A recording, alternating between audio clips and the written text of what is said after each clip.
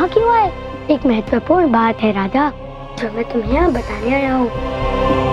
तुम दिन के दूसरे पहर में घर से बाहर मत निकलना।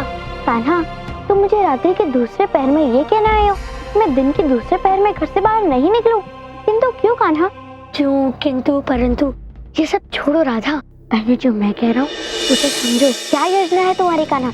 मुझे तो तुम्हारी कोई शरारत लग रही है।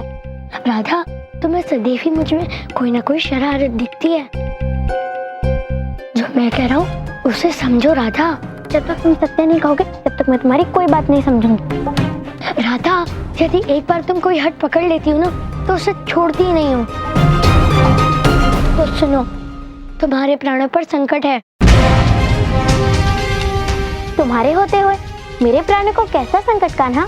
हाँ राधा, मैं तो हूँ, किंतु तुम्हें भी अपनी रक्षा स्वयं करनी होगी। और राधा, कुछ घटना पर हमारा नियंत्रण नहीं होता। हाँ, किंतु मुझ पर संकट आना ही हुआ तो संकट घर के भीतर भी तो आ सकता है। कान्हा, घर के अंदर रहने से संकट समाप्त नहीं हुआ है, फिर बाहर न जाने से कोई संकट समाप्त थोड़ी ना हो जाएगा। नहीं राधा, तुम्हारे घर पर तुम्हें कोई संकट नहीं है। यदि तुम घर में रहोगी तो तुम सुरक्षित रहोगी। और यहाँ तो मैं तुम्हारी रक्षा का एक उपाय कर रहा हूँ। ये तो बंधन द्वार था ना।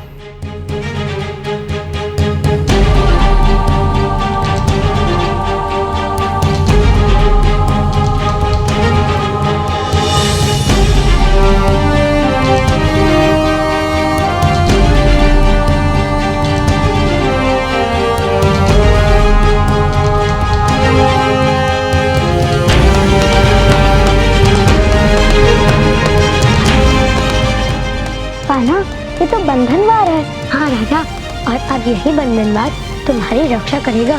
समझ लो, ये तुम्हारी सीमा रेखा है, तुम इससे बाहर मत जाना।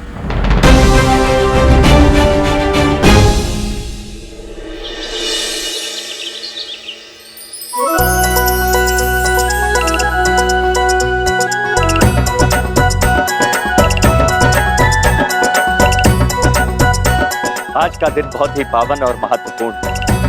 आज के दिन ही ब्रह्मा जी ने स्त्रियों का सृजन किया था। वैसे तो स्त्रियां प्रत्येक रूप में सृष्टि के लिए बहुत अधिक महत्वपूर्ण है, इसीलिए स्त्रियों का सदैव सम्मान किया जाना चाहिए। किंतु आज विशेष रूप से स्त्रियों का सम्मान किया जाता है, इसीलिए हमने गांव की महिलाओं के लिए आनंदोत्सव का आयोजन किया है।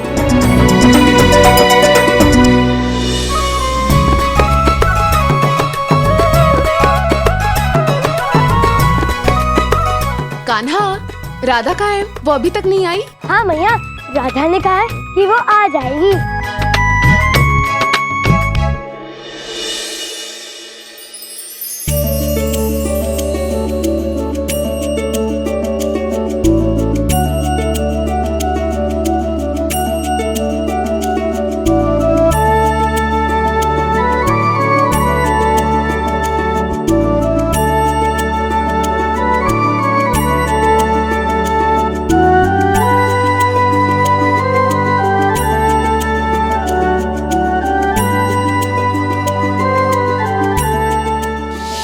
अब यही बंधनवार तुम्हारी रक्षा करेगा, तुम इससे बाहर मत जाना। कान्हा को मेरी कितनी चिंता है।